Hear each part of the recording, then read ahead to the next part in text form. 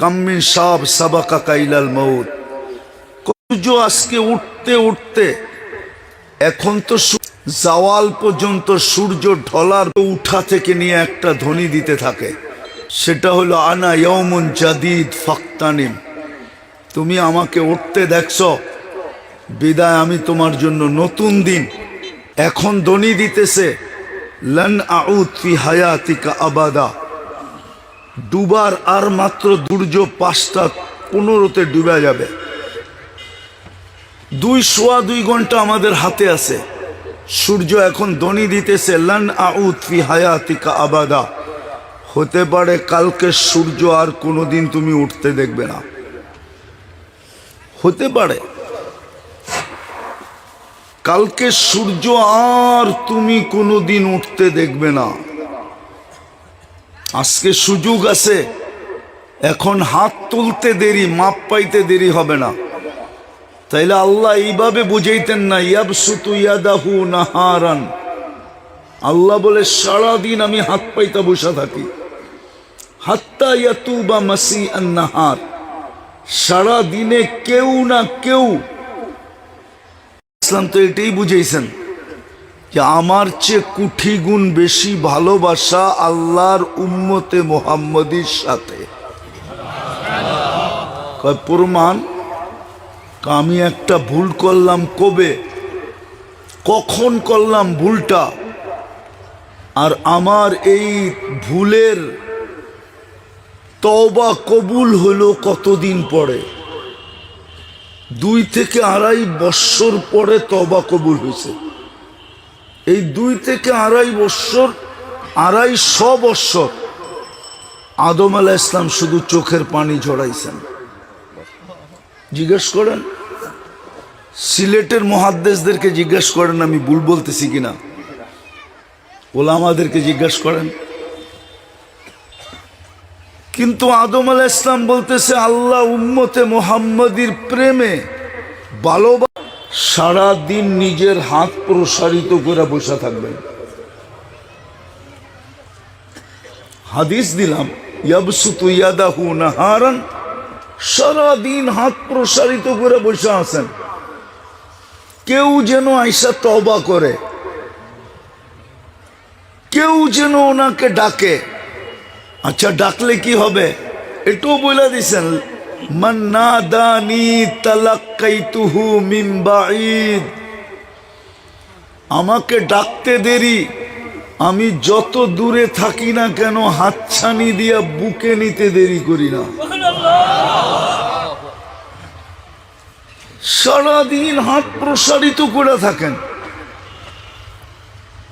আবার রাতের একটা পর্ব পর্যন্ত হাত প্রসারিত করে রাখেন।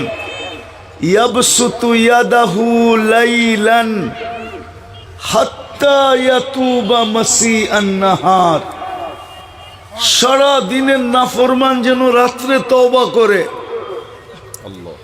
একটা পর্ব পর্যন্ত, তারপরে আর সইতে পারেন না, নিজেই দুনিয়ার প্রথম আকাশে চলে আসেন আর আইসা ডাকতে থাকেন হাল মিম মুস্তাগফির। এতক্ষণ হাত প্রসারিত করেছিলাম, কিছু আসলো তো আসলো, বাকি তো কেউ আসলো না। এবার ডাইকা দেখি আসে কিনা, ডাইকা দেখি আসে কিনা।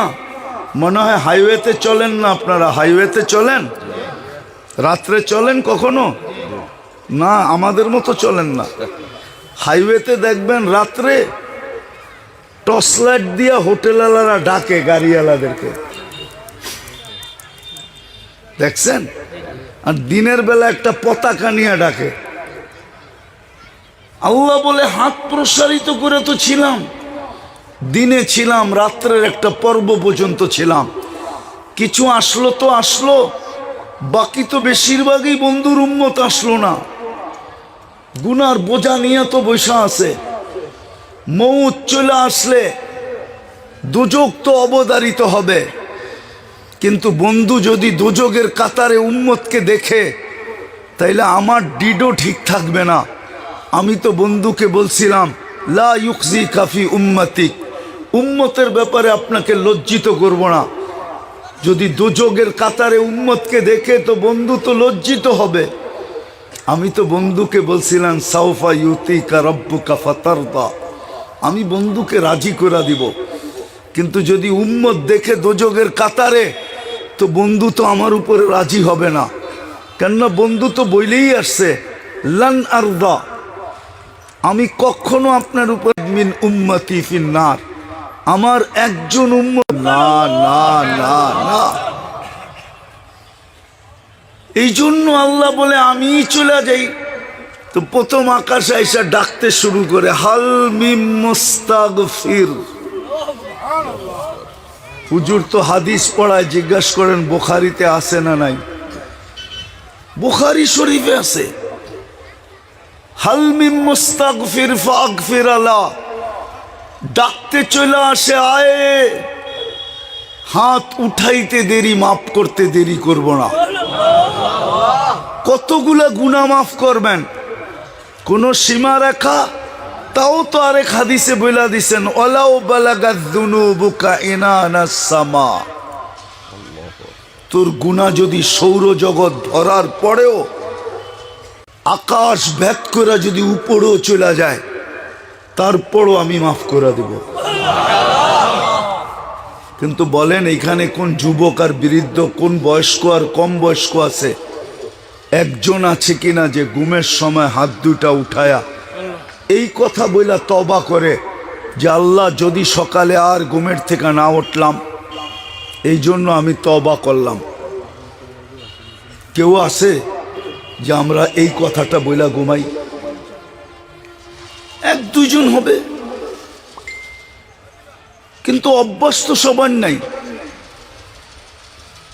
অথচ শিখায় তো দিছিলেন আস্তাগফিরুল্লাহ আল্লাযী লা ইলাহা ইল্লা হুয়াল হাইয়ুল কাইয়্যুম ওয়া আতুবু ইলাইহি। এটা যে 3 বার পড়বে ঘুমানোর সময়, ওর গুনাহ যদি গাছের পাতা সমান হয়, সমুদ্রের ফেনা পরিমাণ হয়, বালুর কণা পরিমাণ হয়, তাইলেও মাপ। নবী তো শিখায় দিছিলেন। কিন্তু আসল তো ইসলামের গুরুত্বই নাই, মহত্বই নাই। কে নির্বাচিত করলো এটাও মনে নাই, ওনাকেও চিনি না। আর চিনবো তো চিনবো কোত্থেকা? 99 নামের অর্থ তো কোনোদিন দেখি নাই। দেখলে না আল্লাহর পরিচয় প্রস্ফুটিত হইতো যে আমাদের আল্লাহ শুধু 4 হরফের আল্লাহ, আলিফ লাম লাম হা, এই 4টা অক্ষরের আল্লাহ না? ওনার পরিচয় কি? উনি তো 4 অক্ষরের আল্লাহ না, উনি তো ওই আল্লাহ যিনি রহমান, যিনি রহিম, যিনি মালিক, যিনি কুদ্দুস, যিনি সালাম, যিনি মুমিন, যিনি মুহাইমিন, যিনি আজিজ, যিনি জব্বার, যিনি মুতাকাব্বিরুল খালিকুল বারিউল মুসাব্বিরুল গফফারুল কহারুল ওয়াহাবুর রাজ্জাকুল ফাত্তাহুল আলিমুল কাবিদুল বাসিতুল খাফিদুর রাফিউল মুইজ্জুল মুদিল্লুস সামিউল বাসিরুল হাকামুল আদলুল লতীফুল খবীরুল হালিমুল আযীমুল গফুরুশ শাকুরুল আলিয়ুল কবীরুল হাফিজুল মুকিতুল হাসিবুল জলিলুল করিমুর রকিবুল মুজিবুল ওয়াসি আল হাকিমুল ওয়াদুদুল মজিদুল বাঈসুশ শহীদুল হকুল ওয়াকিলুল কবিয়ুল মতিনুল ওয়ালিয়ুল হামিদুল মুসি আল মুবদি আল মুঈদ আল মুহয়ি আল মুমীত আল হাইয়্যু আল কাইয়্যুম আল ওয়াজিদ আল মাজিদ আল ওয়াহিদ আল আহাদ আস সামাদ আল কাদির আল মুক্তাদির আল মুকদ্দম আল মুআখ্খার আল আউয়াল ওয়াল আখির আল যাহির ওয়াল বাতিন আল ওয়ালি আল মুতাওয়ালি আল বাররু তাওয়াব আল মুনতাকিম আল আফু আর রউফ মালিক আল মুলক যাল জালালি ওয়াল ইকরাম আল মুকসিত ওয়াল জামি ওয়াল গনি ওয়াল মুগনি আল মানি আদ দার আল নাফি আল নূর আল হাদি আল বদি ওয়াল বাকি আল ওয়ারিস ওয়াল রশিদ আস সবুর জাল্লে জালালু, যিনি 99 পদের মালিক, উনি হইলেন আল্লাহ। উনি নির্বাচিত করছেন আমাকে মুসলমান হিসাবে। আমার ভাগ্যটা কত বড়, আমার কপালটা কত বড়, উনি আমাকে নির্বাচিত করছেন।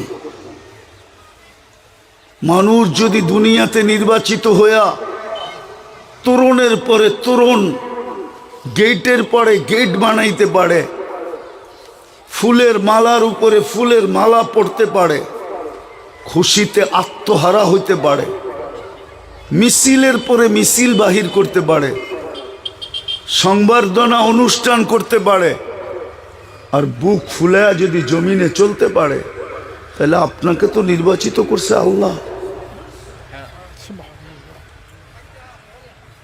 নির্বাচিত করছে আল্লাহ। ওই আল্লাহ আপনাকে মুসলমান হিসেবে নির্বাচিত করছে। এত কথা তো আমার বলতে হইতেছে পরিবেশ না থাকার কারণে, শিক্ষা দীক্ষা না থাকার কারণে। যদি শিক্ষা দীক্ষা থাকতো আর যদি পরিবেশ থাকতো, তাহলে এত কথা বুঝানোর দরকার ছিল না। দ্বিতীয় আরেকটা দেখাইতেছি, এই মুসলমান হিসাবে তো নির্বাচিত করলেন বটে, কিন্তু ইসলামের ছাপ তো আমাদের ভিতরে নাই। উচিত তো ছিল যে ইসলামের ছাপই থাকবে, আর কোনো ছাপ থাকবে না। এটাই তো প্রতি রাকাতে আল্লাহ বুঝাইতে চাইতেছিলেন। সূরায়ে ফাতিহা পড়ি বটে, কিন্তু কোনোদিন অ্যানালাইসিস করি না। এটাই তো আল্লাহ বুঝাইতে চেয়েছিলেন যে তুই ডেলি 32 বার আমার সামনে চা, গায়রিল মাগদুবি আলাইহিম ওয়ালাদ-দাল্লিন, যে আল্লাহ দুই জাতির আদর্শের উপরে আপনি আমাদেরকে চালায়েন না। দুই জাতির আদর্শের উপরে আমাদেরকে চালায়েন না। গায়রিল মাগদুবি আলাইহিম ওয়ালাদ-দাল্লিন, অথচ আমাদের কাছে দুই জাতির আদর্শই প্রিয়। দুই জাতির আদর্শেই আমরা আদর্শবান। যদি ওই দুই জাতি আল্লাহর দুশ্মন, এদের সাথে আরো আছে, এরাও আল্লাহর দুশ্মন, কিন্তু আমরা ওদের আদর্শেই আদর্শবান, ওদের আদর্শেই আমরা চুমা দেই। যদি চুমা না দিতাম, তাহলে যুবক বলুক এই চুল কাটা কার আদর্শ, 14 তারিখ কার আদর্শ, 31st নাইট কার আদর্শ। এই গ্রামের যুবকরা তো প্রস্তুতি নিতেছে এখন। আজকে 25 তারিখ, আর মাত্র 5 দিন আছে 31st নাইট উদযাপন করার। জিজ্ঞাসা করেন এদেরকে, তলে তলে এখনই প্রস্তুতি নিতেছে। বাজি কোত্থেকে কিনবে, টাকা কিভাবে আসবে, কে কোন জায়গায় ড্যাগ লাগাবে, কে কোন জায়গায় 12টা 1 মিনিটে চিৎকার দিয়া উঠবে, কে 12টা 1 মিনিটে কোন জায়গায় বাজি ফুটাবে। এদেরকে জিজ্ঞাসা করেন এদের প্ল্যান হইতেছে না, না হইতেছে না? হইতেছে প্ল্যান না হইতেছে না? আপোষে আলোচনা হইতেছে না হইতেছে না? মেসেজ দেওয়া হইতেছে না হইতেছে না? আপোষে একজন আর একজনকে চ্যাট করতেছে, টাকা কোত্থেকে আসবে, বাজি কোত্থেকে কিনবে। একটু ভাবেন না, দুনিয়াই শেষ। দুনিয়ায় যদি সবকিছু শেষ হয়ে যেত, তাহলে আমরা আদা জল খায়া লাগতাম কেন? উলামায়ে কেরাম আপনাদের পিছে পড়তো কেন? যেই সমাজে অটো চালাইলে মাসে 20,000 কামানো যায়, ওই সমাজে 6,000 টাকা ইমামতি কেন করতো? এই গ্রামে 8,000 টাকায় কেন ইমামতি করতো? বলেন, আমাকে যুক্তি দিয়া বুঝান। অটো চালাইলে ইজ্জত চলে যায়? হালাল রুজিতে তো ইজ্জত যায় না। অটো চালাইতে কি কোনো আমেরিকার থেকে প্রশিক্ষণ প্রাপ্ত হইতে হয়? না ঢাকা ইউনিভার্সিটি থেকে মাস্টার্স পাস করতে হয়? কিছুই তো করতে হয় না। হুজুররা কেন চালায় না? কেন 6,000 টাকা নিয়ে পড়ে আছে? আমাকে যুক্তি দিয়া বুঝান। এরা কি পাগল? মাদ্রাসায় কেন 10,000 টাকা বেতন নিয়ে পড়ে আছে? ওপেন দুনিয়া, ও কেন বিদেশে যায় না? প্রবাসে যায় কেন কামায় না? অন্য কোনো রাস্তা কেন অবলম্বন করে না? যেই কোনো হালাল রাস্তায় অবলম্বন করা যায়, পয়সা কামানো যায়, কেন কামায় না? কেন পড়ে আছে আপনাদের গ্রামের মসজিদে? কেন শুনে কমিটির কথা? কমিটি তো ৬,০০০ টাকা বেতন দেয়, ৬ লাখ টাকার কথা শোনায় না? শোনায় না? হ্যাঁ, সেক্রেটারি না আসা পর্যন্ত জুমার দিন নামাজ পড়ানো যায় না। কমিটির বিরুদ্ধে একটু বললে চাকরি থাকে না, ঠিক না? কোন দলের উপরে আঙ্গুল উঠাইলে নেতাদের চাপে জেলখানায় পর্যন্ত যেতে হয়। কেন এটা সহ্য করে? বুঝান আমাকে। শুধু ইসলামের খাতিরে, ইসলামের জন্য কাদের দায়িত্ব, এই জন্য। নাইলে কোনো দরকার ছিল না আপনাদের পিছে আদা জল খায়া পড়ার। এরকম বুঝানোর কোনো দরকার ছিল না। কসম খোদার, আল্লাহর অঙ্গীকার আছে, যাকে অস্তিত্ব দিছেন তাকে মৌত পর্যন্ত পালার দায়িত্ব আল্লাহ নিজে নিছেন, নিজে। হুয়াল্লাযী খালাকাকুম সুম্মা রাযাকাকুম, বলছে অস্তিত্ব আমি দিছি তোমাকে, আমি পালবো। এটা মনে করেন না যে আপনার হাত, আপনার মাধ্যমে আমি লালিত পালিত হব না। ধনীরা মনে করে আমরা আসি বিদায় গরিব বেঁচে আছে।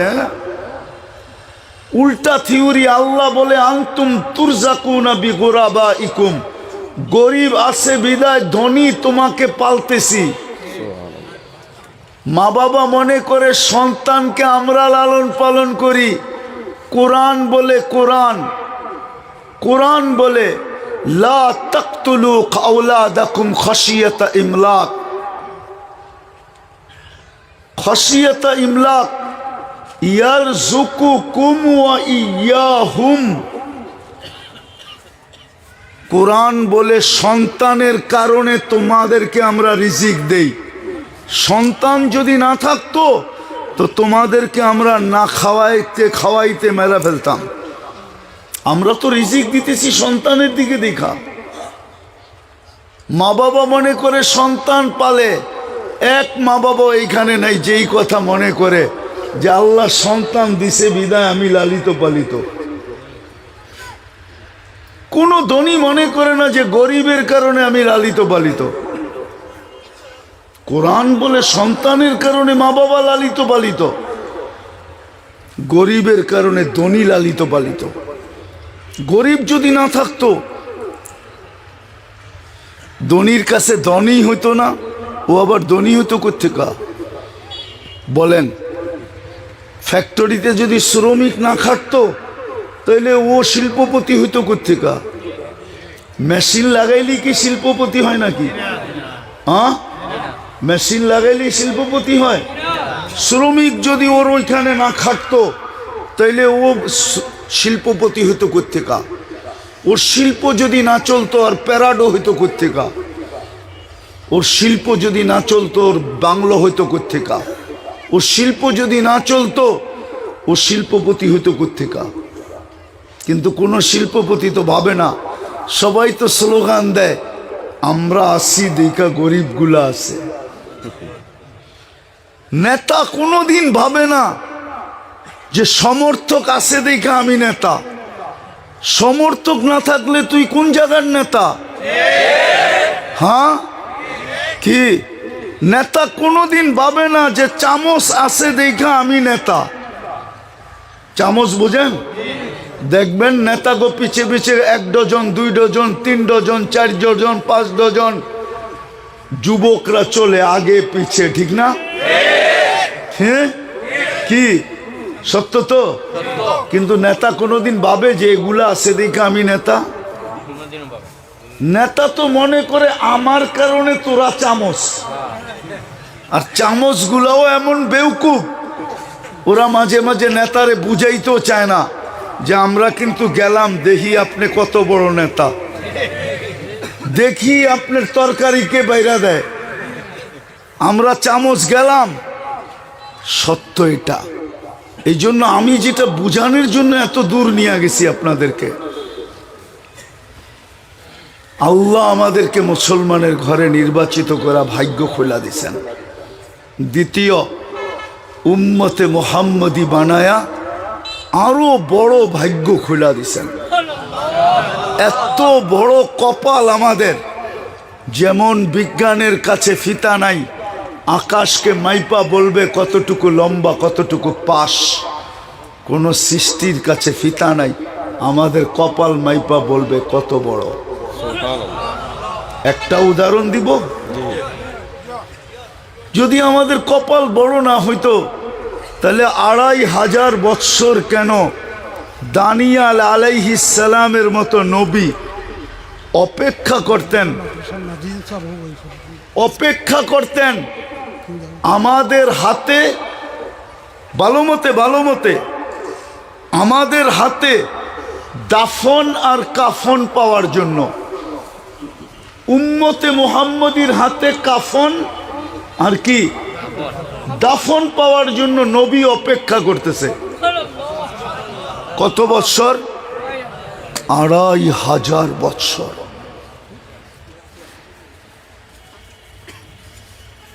আপনার কত বড় ভাগ্য যে নবী অপেক্ষা করতেছে। কত বড় ভাগ্য। এক রাত্র দৌড়ায় যদি 80 বৎসরও দৌড়তে পারি, 80 বৎসর দৌড়ানে পরে যদি একটা রাত্র দৌড়তে পারি, এদিকে একটা রাত্র যদি 80 বৎসর দৌড়ায় দৌড়তে পারি, 80 বৎসর দৌড়ায় যদি দৌড়তে পারি একটা রাত্র, কয়টা রাত্র? কয়টা? শুধু একটা রাত্র। আর আল্লাহ যদি জিজ্ঞাসা করলো তুই কতদিন ছিলি, 80 বৎসর ছিলাম। আল্লাহ যদি বলে হিসাব দে, তো বুক ফুলায় বলতে পারবে এক রাত্রের হিসাব দিয়া নেই, বাকিটা পরে দিব।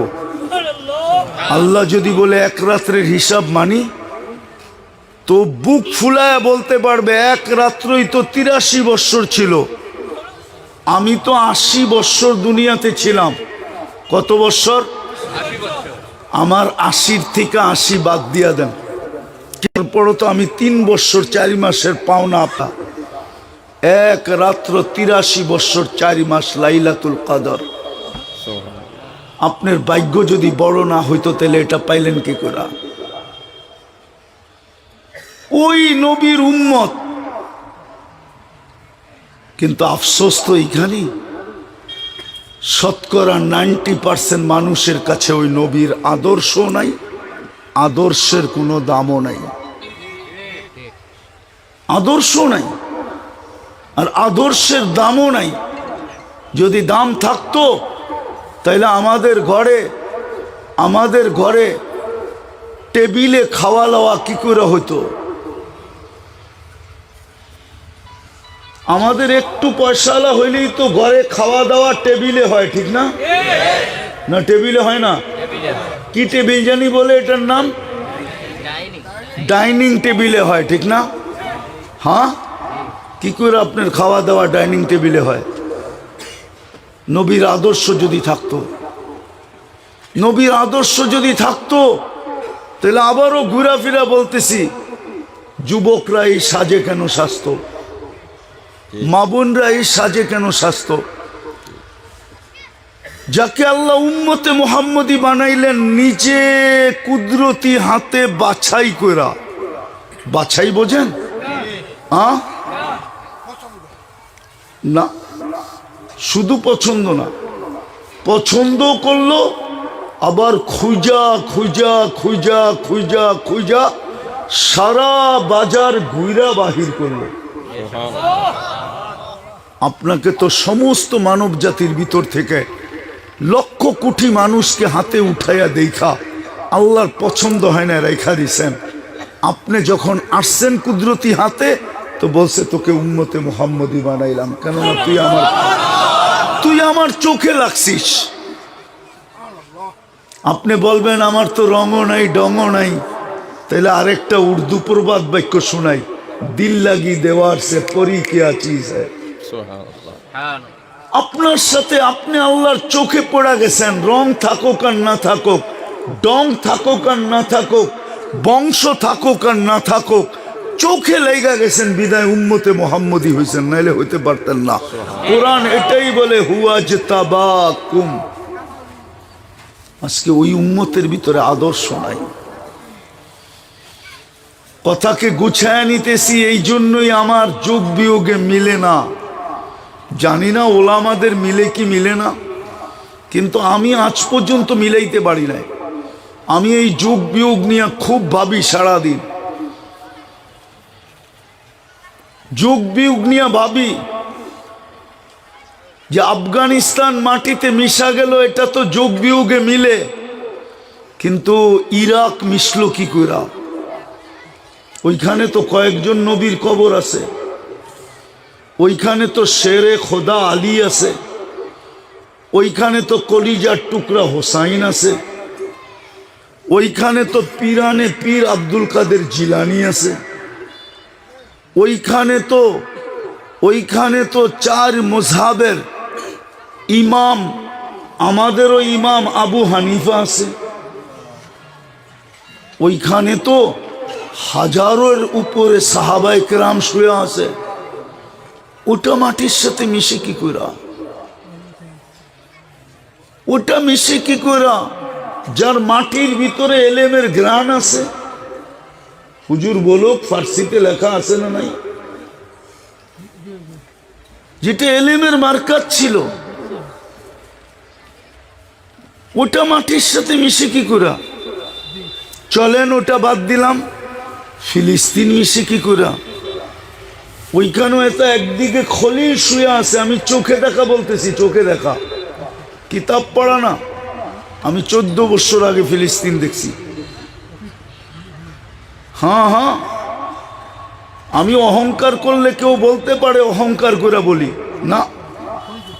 আমার মতো বাংলাদেশে অদ্বিতীয় নাই যে 103টা দেশ দেখছে, 7টা মহাদেশ দেখছে।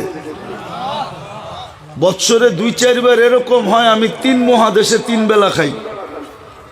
এটা আল্লাহর মেহেরবানি। 2 বেলা তো খাই, এইবারও খাইছি। হ্যাঁ, যেদিন আপনাদের দেশ স্বাধীন হয় ওই দিন 4 তারিখে রাত্রে আমি খায়া ইংল্যান্ডের থেকে কানাডায় গেছি।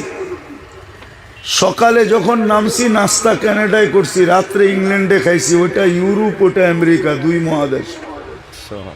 আবার কানাডার থেকে আবার যখন ইংল্যান্ডে আসছি, রাত্রে ইংল্যান্ডে খাইছি, সকালের নাস্তা ইংল্যান্ডে আইসা কানাডায় খাইছি, সকালের নাস্তা ইংল্যান্ডে খাইছি।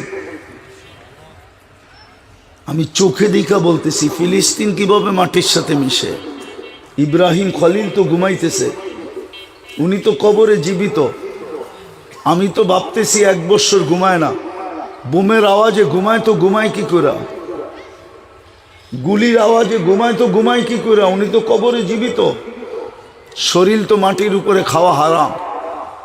একদিকে তো খলিলুল্লাহ আর একদিকে তো কালিমুল্লাহ। কসিবে আহমার তো হলো ফিলিস্তিনে, 2 জনের কবরের বেশি দূরত্ব তো নাই। মধ্যখানে 70 জন নবীর কবর চিহ্নিত। ফিলিস্তিনের 70 জন নবীর কবর, 70 জন নবীর কবর চিহ্নিত। মুসলমানের প্রথম কেবলা বাইতুল মুকাদ্দাস। মেরাজের রাত্রে সশরীরে 1.25 লক্ষ নবী, 313 জন রসুল সম্মেলনে যোগ দিছিলেন মেরাজের রাত্রে বাইতুল মুকাদ্দাসে। 1.25 লক্ষ নবী তো পাড়ায় গেলেন। আপনারা না বলেন আমার বাড়ির সামনে দিয়েই তো যাইতা, আমার বাড়িটা একটু পাড়ায় গেলে বরকত হইতো, একটু আমার বাড়িটা পাড়ায় গেলে। আপনারাই তো বলেন 1.25 লক্ষ নবী তো পাড়াইলো। মেরাজের রাত্রে সম্মেলন হইল, মুহাম্মদুর রাসূলুল্লাহ ইমামতি করলেন, তারপরে বয়ান করলেন, সবার কাছ থেকে বিদায় নিলেন, তারপরে আরশে গেলেন। ওইখানে বোম ফাটে কি করে? আমাকে যোগ বিয়োগ দিয়ে মিলায় দেন। তাইলে কি আল্লাহ আমাদেরকে ছেড়া দিছে? তাইলে কি ওই স্লোগানই সত্য? অদ্দাআহুম রব্বুহুম, যেরকম মক্কার কাফেররা বলতো সূরা ওয়াদ-দুহা নাযিল হওয়ার পূর্বে ওয়াদ্দাআহু রব্বুহু, মুহাম্মদ সাল্লাল্লাহু আলাইহি ওয়াসাল্লামের রব মুহাম্মদকে ছেড়া দিছে, নাইলে ওহি আসে না কেন? প্রতিশ্রুতি তো দিল আজ থেকে 15 দিন আগে, আজ পর্যন্ত মুখ খোলে না কেন? চেহারা মলিন কেন? ওহি আসে না কেন? তারপরে না অদ্দোহা আসছে, আর ওই শব্দই আল্লাহ ব্যবহার করছে যেই শব্দ কাফেররা ব্যবহার করছে। আল্লাহ বলছে ওয়াদ-দুহা ওয়াল-লাইলি ইযা সাজা মা ওয়াদ্দাআকা রাব্বুকা ওয়া মা ক্বালা। আপনার রব আপনাকে ছাড়েও নাই, আপনার রব আপনার উপরে নারাজও হন নাই। বন্ধু, যদি নারাজি হইতাম তাহলে আপনার চেহারার কসম খাইতো খাই কেন? ওয়াদ-দুহা আপনার চেহারার কসম, ওয়াল-লাইলি ইযা সাজা আপনার চুলের কসম। যদি ছেড়েই দিতাম তাহলে আপনার চুলের কসম খাই কি কইরা? আজকে কি ওই স্লোগান সত্য যে আল্লাহ আমাদেরকে ছেড়ে দিছেন? আমি তো বলবো সত্য। নাইলে আফগানিস্তান মিটলো, মাটিতে মিশলো কি করা? নাইলে ইরাক মিশলো কি করা? নাইলে ফিলিস্তিন মিশতেছে কি করা? নাইলে লিবিয়া মিশলো কি করা? নাইলে লেবানন মিশতেছে কি করা? নাইলে সিরিয়া মিশতেছে কি করা? এই কয়টা তো দিয়ারুল আম্বিয়া, নবীদের দেশ, কি করে মাটিতে মিশতেছে? আমাদের বুজুর্গরা দোয়া করতেছে, কবুল তো হয় না। নাইলে 2 বৎসর 2 মাস কি করে হইল? 1 বৎসর 2 মাস কি করে যুদ্ধ লম্বা হইল? আমাদের বুজুর্গরা তো দোয়া করতেছে, কবুল হয় না। বোঝা গেল আল্লাহ ছেড়া দিছেন। আমি শেষ জায়গায় চলে আসছি, ছাড়বে না তো ছাড়বে না কেন? নিজে নির্বাচিত করে মুসলমান বানাইলেন, কোনো ছাপ নাই। নিজে বাছাই করে উম্মত বানাইলেন, কোনো আদর্শ নাই। নবীর সুন্নত আমাদের ঘরে যতটুকু ঘৃণিত, যতটুকু দীক্ষিত, যতটুকু অবহেলিত, যতটুকু লাঞ্ছিত, যতটুকু বঞ্চিত, যতটুকু খাটো ছোট শব্দ নাই আমার কাছে, এতটুকু কোনো বিজাতির ঘরেও না। ঠিক মুসলমানের ঘরে যতটুকু নবীর আদর্শ আজকে বুলুণ্ঠিত, অথচ একটু আগেই বলছিলাম আপনার জন্য চোখের পানি ওই পর্যন্ত থামবে না। ইয়া ইউহাল মুদ্দাসসির থেকে পানি শুরু হয়েছে, ওই পর্যন্ত থামবে না যতক্ষণ পর্যন্ত প্রত্যেক উম্মত জান্নাতে না যাবে।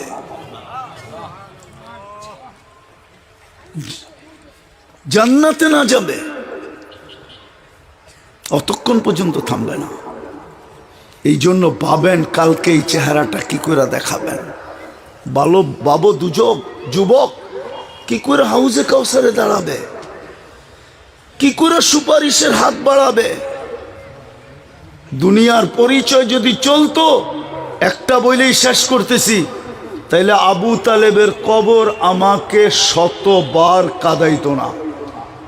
আমি চিনি আবু তালেব জন্ম নিছে কোন জায়গায়, গড়টা ছিল কোথায়, মারা গেছে কোথায়, এখন কবরটা কার পাশে। খাদিজাতুল কুবরা রাদিয়াল্লাহু তাআলা আনহার পাশের কবরটা আবু তালেবের, যেটাকে ওলামারা জান্নাতুল মুআল্লা বলে। ওই কবর দেখলে আমার চোখে পানি আসে যে হায়, দুজাহানের বাদশার জন্য যিনি এত কিছু করলেন, ওই পরিচয় তার চলল না, তাহলে আমারটা চলবে কোত্থেকে? আমার কি দোষ হবে? একটু ভাবেন। বিদায় দিন আল্লাহ আমাদেরকে এই জন্যই দিছিলেন, ইসলাম আমাদেরকে এই জন্যই দিছিলেন, উম্মত আমাদেরকে এই জন্যই বানাইছিলেন যেন আমরা লাভবান হই আর দুনিয়াটাও যেন টিকা থাকে। আজকে এইটা বুঝানোই মুশকিল হইতেছে যে দিন থাকলে দুনিয়া থাকবে, দুনিয়া থাকলে আমরা থাকব, দিন থাকবে না দুনিয়া থাকবে না, দুনিয়া থাকবে না আমরাও থাকবো না। কিন্তু দিন থাকবে কিসের মাধ্যমে? দিনদারির মাধ্যমে। এই জন্যই উলামায়ে কেরাম অজয় পাড়াগায় যায়ও নিজেদের ঠিকানা গাড়ে, নাইলে অজয় পাড়াগায় ওলামা যেতেন না। এই ওপেন যুগে যেতেন না, ওপেন যুগে, যেই যুগে সব কাজ করা যায়, এই ওপেন যুগে যেতেন না। হয়তো আদি যুগে যেতেন, হয়তো আদি যুগে যেই সময় যোগাযোগ ব্যবস্থা ছিল না, দুনিয়ার ওপেন ছিল না। আজকে যেরকম কর্মস্থল আর দুনিয়া ওপেন, এই যুগে ওলামা অজয় পাড়াগায় গ্রামে থাকতেন না, আপনাদের মসজিদের ইমাম হইতেন না, আপনাদের এখানে মাদ্রাসা খুলতেন না, মক্তব বানাইতেন না, হেফজখানা বানাইতেন না। এরা ওই প্রবাদ বাক্য মাইনা শহরে চলে যেতেন, যদিও আসে কহর না ছাড়িও শহর। দুর্ভিক্ষ যতই হোক শহর ছেড়ো না। ওরা আপনাদের গ্রামে আসতেন না, শুধু আসছেন ওই যে দিনদারিকে টিকায় রাখার জন্য। এই জন্য আমাদের উচিত তওবা কইরা অতি তাড়াতাড়ি ফিরে আসা। কার মৌত কখন আসবে কেউ জানি না। পারবেন তওবা কইরা ফিরে আসতে? কে কে পারবেন দেখি? পাক্কা? আল্লাহ কবুল করুক। আজকের থেকে তওবায় অভ্যস্ত হন, 2 বেলা তওবা করেন, মসজিদগুলাকে ভরা দেন, এই মাদ্রাসাগুলার খবর রাখেন, আলেম ওলামার খবর রাখেন, আলেম ওলামার খবর রাখেন। এই জন্যই তো টিকা আছে, নাইলে টিকা থাকতো না। কিন্তু আমরা আবার এতটুকুই হয়ে গেছি যে আমাদেরটি এখন বিলীন হয়ে যেতেছে, ওদেরগুলা চাঙ্গা হইতেছে, বিজাতির মিশন চাঙ্গা হইতেছে, আমাদেরগুলা বিলীন হয়ে যাইতেছে।